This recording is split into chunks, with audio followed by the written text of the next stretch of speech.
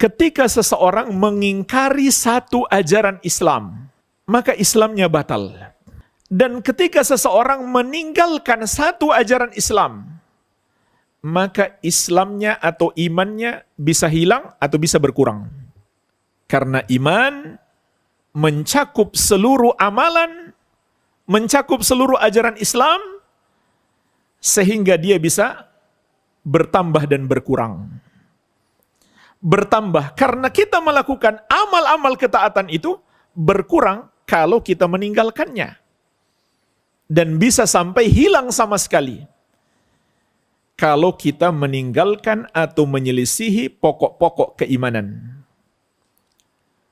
Contoh jemaah sekalian, orang yang batal imannya ketika dia mengingkari salah satu ajaran syariat, apapun ajaran syariat itu, seperti sholat, puasa, zakat, haji, amar ma'ruf nahi mungkar, dan lain-lain. Ya, misalkan dia katakan puasa itu nggak wajib. Dia sudah tahu puasa itu wajib. Umat Islam semuanya tahu puasa Ramadan itu wajib, tapi dia katakan nggak wajib. Artinya dia ingkari kewajiban puasa. Maka Islamnya batal. Dia bukan lagi seorang muslim, imannya hilang. Beda halnya dengan orang yang tidak puasa, tapi dia mengakui kewajiban puasa. Maka dia disebut pelaku dosa besar. Tapi kita nggak bisa mengatakan Islamnya batal.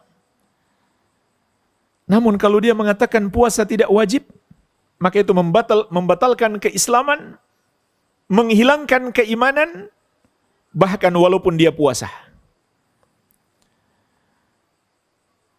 Dan semua amalan jemaah sekalian sekedar ditinggalkan tidak menyebabkan keislaman seseorang itu batal kecuali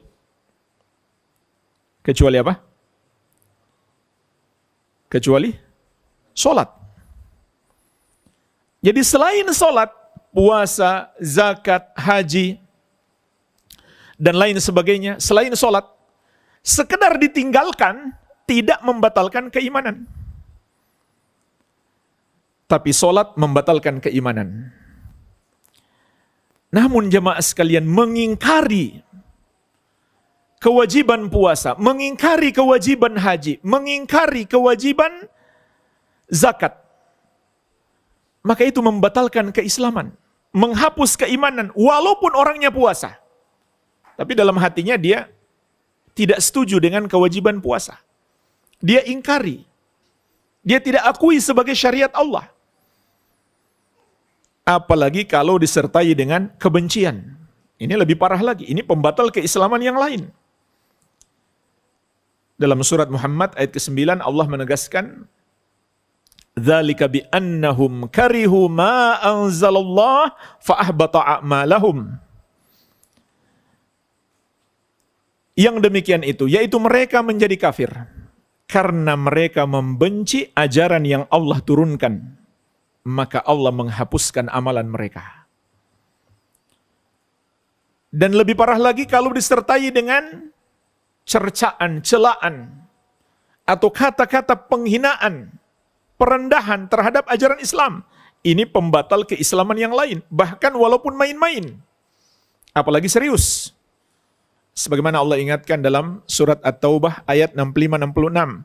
Kul abillahi wa ayatihi wa rasulihi kuntum tastahzi'un la ta'tadiru qad kafartum ba'da imanikum. Katakanlah, apakah dengan Allah dan dengan ayat-ayatnya atau ajaran-ajarannya dan dengan Rasulnya kalian memperolok-olok, kalian jadikan bahan tertawaan?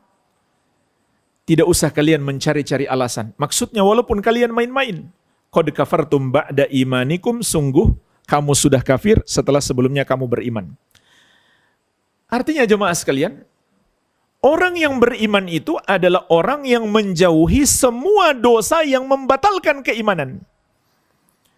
Barulah dia bisa merealisasikan iman. Ini hakikat keimanan. Kita beriman kepada Allah dan kepada semua yang Allah wajibkan untuk diimani. terutama rukun iman yang 6. Dan kita jauhi semua dosa-dosa yang membatalkan keimanan. Tanpa itu kita nggak mungkin meraih kebahagiaan. Terutama kebahagiaan di akhirat. Orang-orang yang tidak punya keimanan saat dia menghadap Allah atau imannya sudah hilang, hancur, rusak, tidak mungkin dia menggapai kebahagiaan. Karena Allah telah menegaskan, innalladzina kafaru min ahlil kitabi wal musyrikina fi nari jahannama khalidina fiha ulaika hum syarrul bariyah. Sesungguhnya orang-orang kafir, yaitu dari kalangan ahlul kitab, al-yahudu wan nasara, dan al-musyrikin, semua yang menuhankan selain Allah, menyembah kepada selain Allah, atau membenarkan peribadahan kepada selain Allah. Tempat mereka di neraka jahanam, mereka kekal di dalamnya. Mereka itulah seburuk-buruk makhluk. Mereka tidak mungkin menggapai kebahagiaan sedikit pun di akhirat kelak. Begitu pula di dunia. Meskipun mereka merasa bahagia, merasa senang, tapi itu bukan hakikat kebahagiaan yang hakiki. Bukan kebahagiaan yang hakiki di dunia ini. Kalau begitu jemaah sekalian, yang terpenting dalam hidup kita adalah menjaga keimanan. Jangan sampai hilang. Jangan sampai kita terjerumus dalam dosa-dosa yang membatalkan keimanan.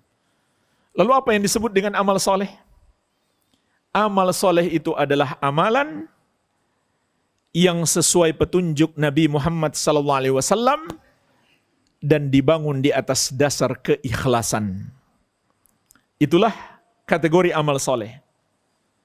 Atau dengan kata lain, yang memenuhi 2 syarat.